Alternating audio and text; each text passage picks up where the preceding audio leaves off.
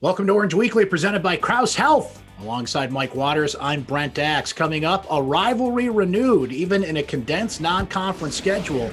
You got to find room to play Georgetown, and that's who's next for Syracuse. We'll also hear from Syracuse head coach Jim Boeheim on the way, but first we hear from Mike Waters. And Mike, it was a tale of two halves at the Dome Wednesday afternoon as Syracuse didn't look rusty for the first part of the game, came out, took a 32-18 halftime lead.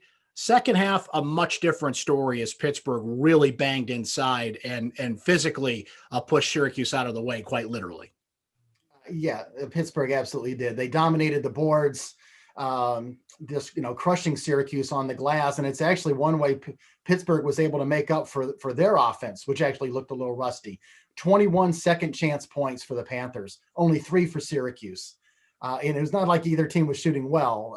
Syracuse had plenty of missed shots and opportunities for offensive rebounds. And they just don't get those, especially not when Quincy Guerrier spends more than half the game on the bench due to foul trouble. That really hurt the Orange on the boards. Barama Sidibe, we all expected him back for the first time since the season opener. We thought his meniscus was going to be ready, but Jim Boeheim after the game said that after a few practices, he experienced soreness in the knee. So Barama didn't dress out. That hurt. That's probably a little bit of concern there moving forward. Like, when will Barama be back? But it was a terrible second half for Syracuse. The defense looked good in the first half, only giving up 18 points, but then 45 points they allowed in the second half to a Pittsburgh team that they don't shoot well. They don't have their best offensive player, Justin Champagnie, is on the bench with a knee injury. There's just no excuse for giving up 45 points in the second half. That was the interesting thing, Mike. Champagnie was out due to a knee injury. They had other players out due to COVID-related issues. And as of last week, Jeff Capel was saying after the game, they only had like 3 players available. They were building their way back here. They had not played since December 22nd, but they found the hole in the Syracuse offense, defense, everything. You mentioned Quincy and foul trouble, Barama Sidibe. It was interesting, though, on a positive note, to see Robert Braswell come in, took advantage of his opportunity. Jim Boeheim had mentioned Wednesday at his press conference that Woody Newton just didn't get enough practice time during the pause. At one point was even in isolation. So Bob Braswell steps in, and who knew, Mike? He's 0 for 12 from three-point range. Prior to that, goes 4 of 5 against Pittsburgh. So is this hey, good job, you took advantage of that spot, or could he maybe push a little bit more to be considered to come in future situations? Well, I think he definitely gives the coaching staff something to chew on. Woody Newton had played well in the time that he was getting early on in the season, but we know Robert can shoot the ball. And I've always thought he was a pretty instinctual defensive player, gets in the passing lanes, going all the way back to his freshman year when he had several steals in a game down at North Carolina State. He gets his hand in the passing lanes. The problem for him is he was always very skinny. He gets pushed around. He doesn't rebound exceptionally well. But I tell you what, you can overlook some of that stuff when the kid's hitting 3 3-pointers in a row, and basically kept them afloat there early in the second half when Pitt was starting to make its run. And eventually, though, he doesn't get those shots anymore, and Pitt completes the comeback. But, we'll have to see. I think he's put himself in the mix. Whereas before it looked like Woody Newton was clearly ahead of him and going to get all the minutes there as the backup forward.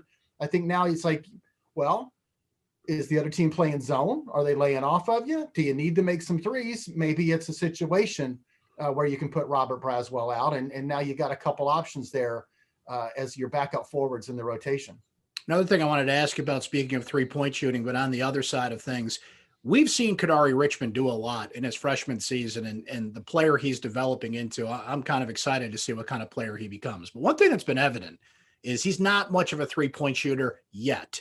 So was that Pittsburgh game just kind of too much to resist with the open shots that he got? 0 for 4 from three-point range. Everybody seems to fall in that trap once in a while. What did you see from Kadari's game against Pitt?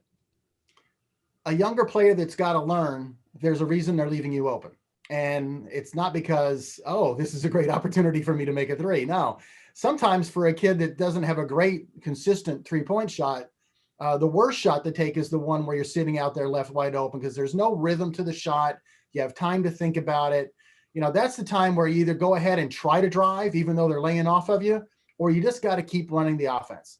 Dribble back out to the front, pass the ball, let Buddy and Alan Griffin continue to work off of screens. That's not your place. And the book is clearly out on him. As soon as he came in the game yesterday, his defender, Pitt guards you. They get up on you. They're belly to belly with you. But as soon as Kadari came in the game, he's out at the top of the key, and his defender, his shoes were in the paint. He wasn't just laying off of him by about 3 or 4 feet. He was laying off of him by 10 feet.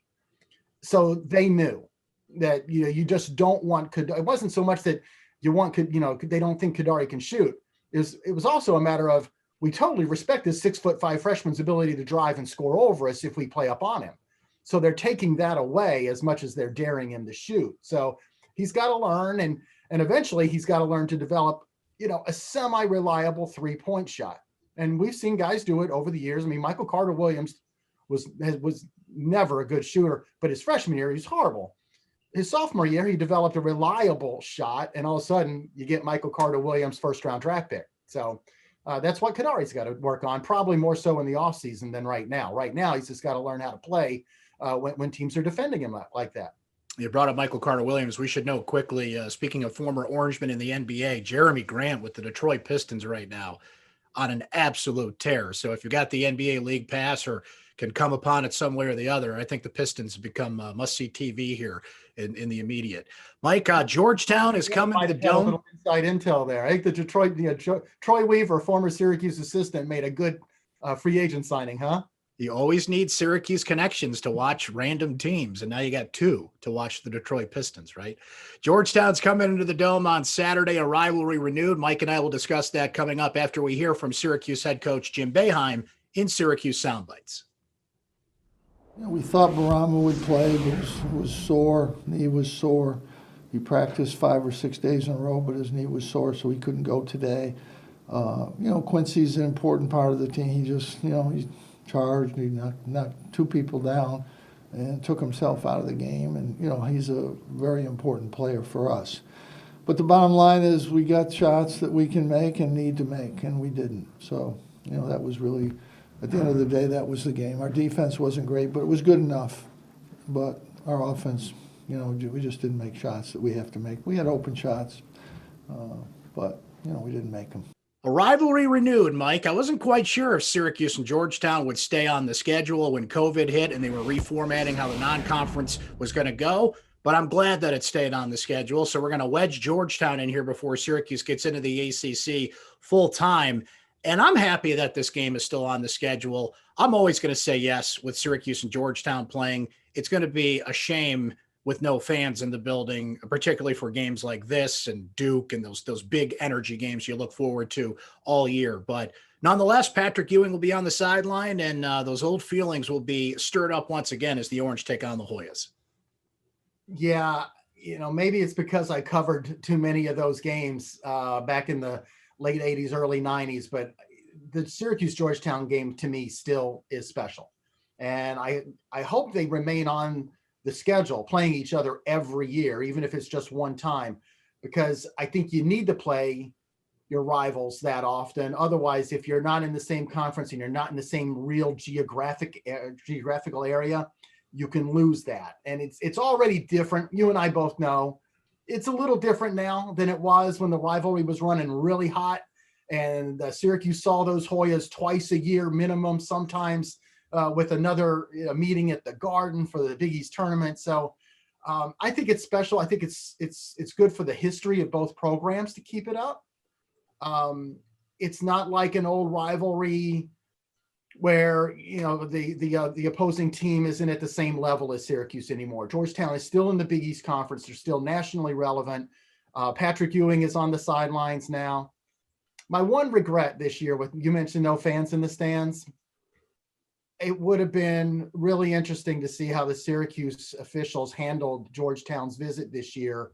And I would have expected them to put together a really nice package, a video montage or something, and maybe a moment of silence for John Thompson, who passed away last August. I'll never forget John Thompson walking off the court, waving to the fans, ejected in that game. One of the best ways you could compare Syracuse-Georgetown back in the day. I'm not much of a wrestling fan, Mike, but it just had that feel of he was the ultimate heel, right? And he loved it and he ate it up. And that's what made it special. So I don't know if Patrick Ewing's got the same thing in mind, particularly without fans in the building, but it'll be great to see the Orange and the Hoyas get at it. And Syracuse needs just games at this point, Mike, just basic games and get into some sort of rhythm, and hopefully can avoid another COVID pause or any pause going forward here. 2021, let's see what we have in store here. Hopefully better than 2020 in that department. In the meantime, that is Orange Weekly, presented by Crouse Health. Thanks to Mike Waters. Thanks to Jim Boeheim. And thanks to you for watching. We'll talk to you next time.